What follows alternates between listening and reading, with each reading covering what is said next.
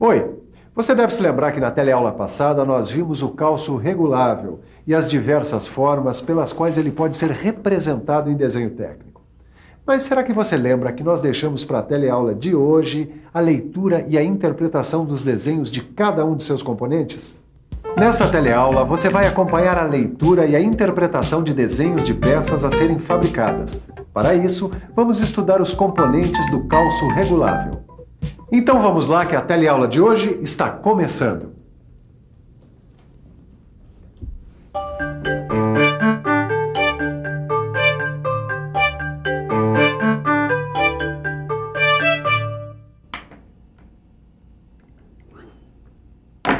Pronto, Miguel. Agora já dá para analisar o desenho da base do calço regulável. Ótimo.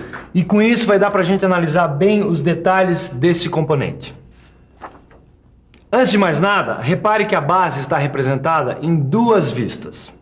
A vista frontal e a vista lateral esquerda, que está representada em corte. Isso está indicado por essas áreas achuradas aqui.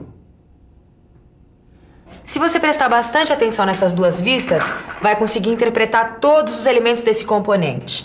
O rasgo centralizado, o furo retangular e o furo passante. As cotas básicas da base são largura de 20 milímetros,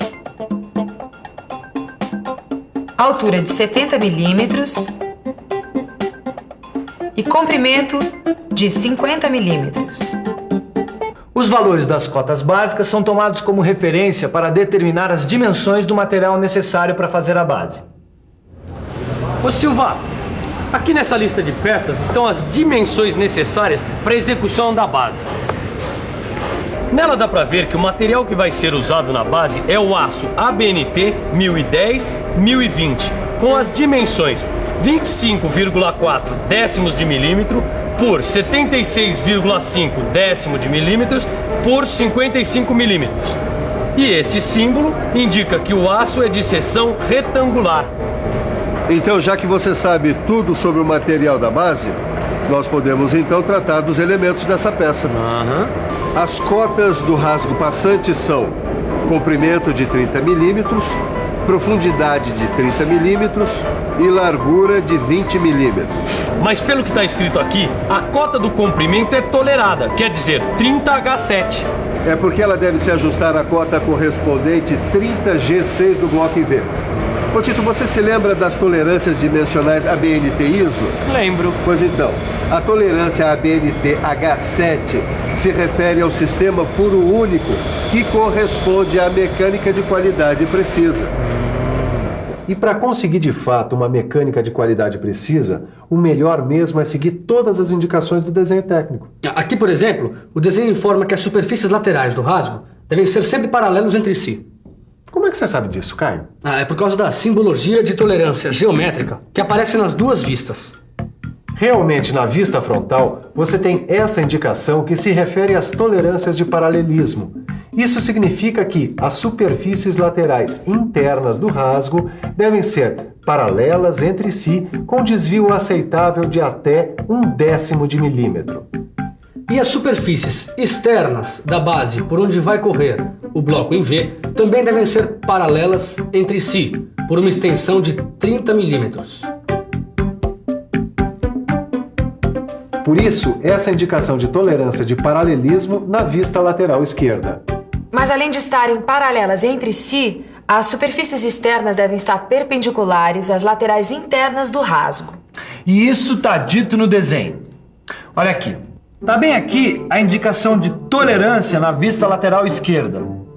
E aqui, olha, esse símbolo indica que as faces laterais internas do rasgo foram tomadas como referência para a determinação da tolerância de perpendicularismo. E agora vamos ver as cotas de dimensionamento do furo retangular. Comprimento de 30 milímetros, altura 10 milímetros e a largura de 20 milímetros. E veja que a altura do furo, olha, recebeu tolerância ABNT ISO H7. Bom, agora só falta analisar o último elemento da base, que é o furo redondo. E você sabe reconhecer a forma redonda do furo? Tá tirando uma da minha cara, Silva? É claro que eu sei que ela é reconhecida por este símbolo aqui, ó, de diâmetro. Neste caso, é de 10 milímetros e apresenta a tolerância H7. Agora, como a localização do furo redondo fica definida por esta linha de simetria, não há necessidade de cotas de localização desse furo. E o acabamento geral da peça é obtido através da fresagem. A classe de rugosidade válida para todas as superfícies é N8.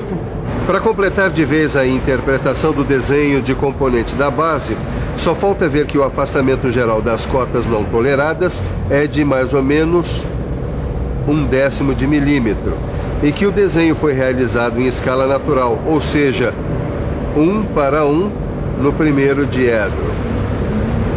Bom, Silva, já estamos prontos para os próximos componentes. Ótimo. Agora já podemos interpretar o desenho do componente bloco V, que é a peça 2. Ele está representado em 3 vistas. Vamos começar pela interpretação da vista lateral esquerda, que é representada em corte. A indicação do plano de corte não foi representada em nenhuma das outras 2 vistas, porque a sua localização já é clara. Essa peça tem 4 elementos. Um rasgo em V, passante, um rasgo em T, passante, e 2 rasgos retangulares paralelos. E as dimensões básicas dessa peça são comprimento de 42 milímetros, altura de 30 milímetros e largura de 30 milímetros. Bom, agora que o pessoal já viu as dimensões básicas do bloco em V, bem que a gente podia procurar saber de que material a peça deve ser feita. Tem razão. Para isso, vamos dar uma olhada aqui na legenda. Nela, a gente já fica sabendo que o material para a fabricação dessa peça é o ferro fundido de seção quadrada, como indica este símbolo aqui. E as dimensões da barra de ferro são 35 milímetros por 35 milímetros por 48 milímetros. Bom, então agora a gente já pode analisar cada um dos elementos do bloco. Vamos lá? Repare que as medidas do rasgo em V estão indicadas na vista frontal. Essa aqui, olha.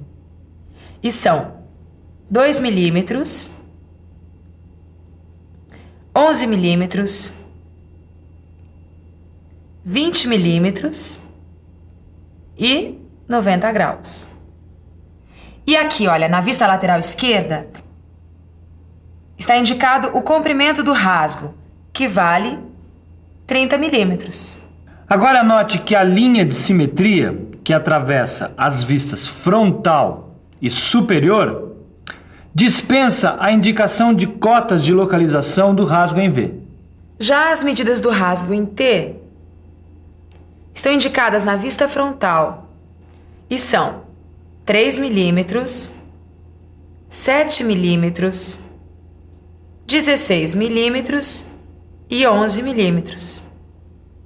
E a cota 30, na vista lateral esquerda, completa as informações sobre o tamanho do rasgo em T. A localização do rasgo em T é dada pela linha de simetria. Muito bem, agora só fica faltando a gente saber quais são as medidas dos rasgos retangulares paralelos desse bloco em V. Bom, deixa essa comigo, ó. Estas são as medidas dos rasgos retangulares paralelos, 20 milímetros e 30 milímetros. E a localização dos rasgos paralelos é dada pela cota 5. E olha uma coisa aqui, Tito. Apesar das profundidades dos rasgos não aparecerem diretamente cotadas, suas cotas podem ser encontradas a partir da cota 30G6, aqui na vista superior.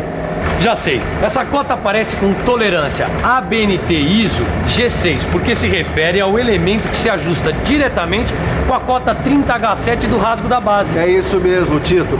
A tolerância de furo H combinada com a tolerância G de eixo produz um ajuste deslizante justo. A largura dos rasgos paralelos, que é 20H7, também é tolerada. Isso porque essa superfície se ajusta com a lateral da base 20G6. É que o deslizamento do bloco em V na base do cálcio regulável depende da precisão do paralelismo e do perpendicularismo das superfícies que se ajustam. Não é por isso que foram indicados com estes símbolos as tolerâncias de posição na vista superior? Exatamente. E agora, só para arrematar, vale a pena observar essa inscrição, que indica que o acabamento geral da peça corresponde à classe de rugosidade N8.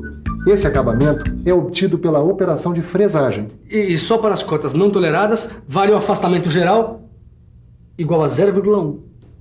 Pronto, agora já dá para analisar o terceiro componente do cálcio regulável, que é o parafuso.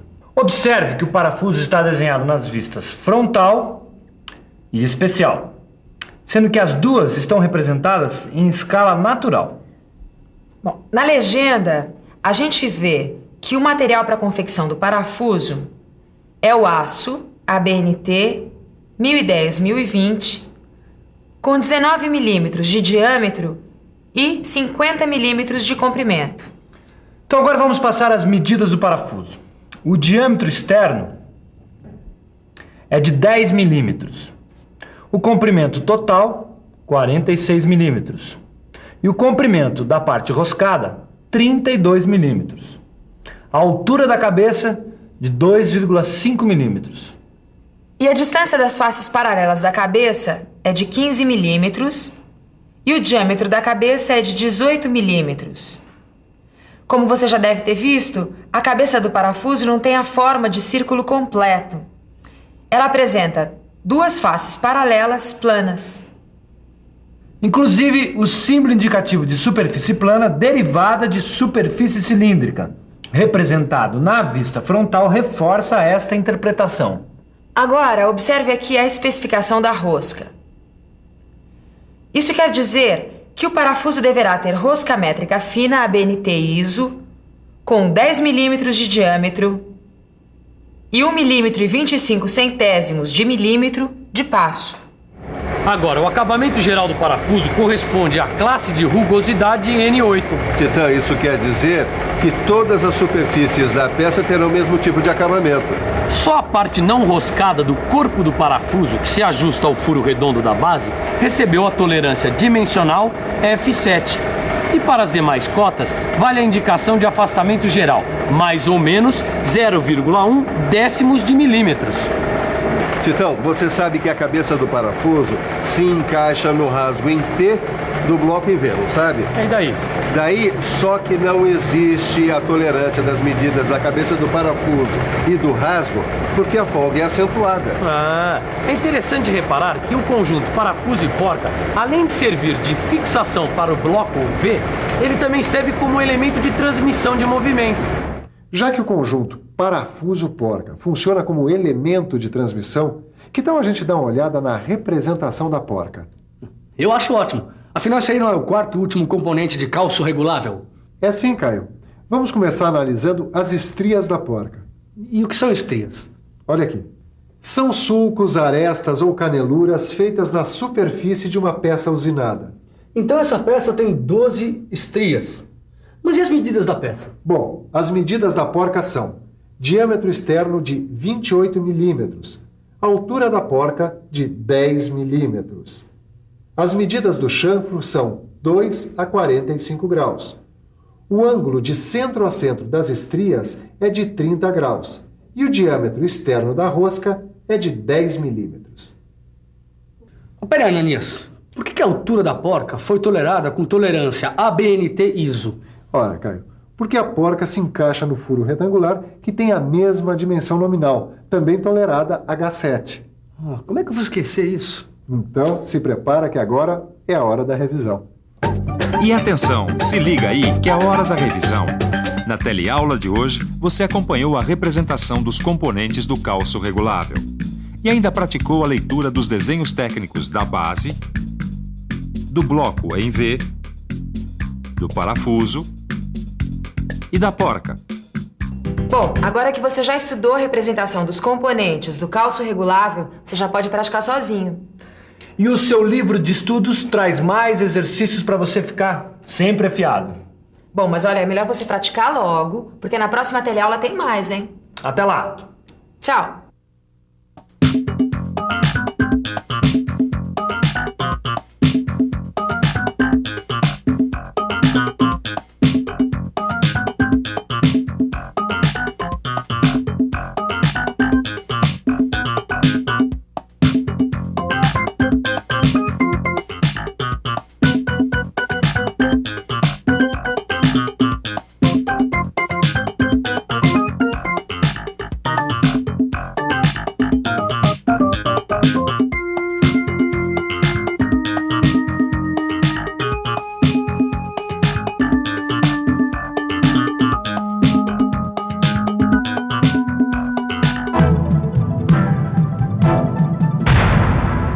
Telecurso 2000, um programa de educação do Sistema Fiesp e da Fundação Roberto Marinho.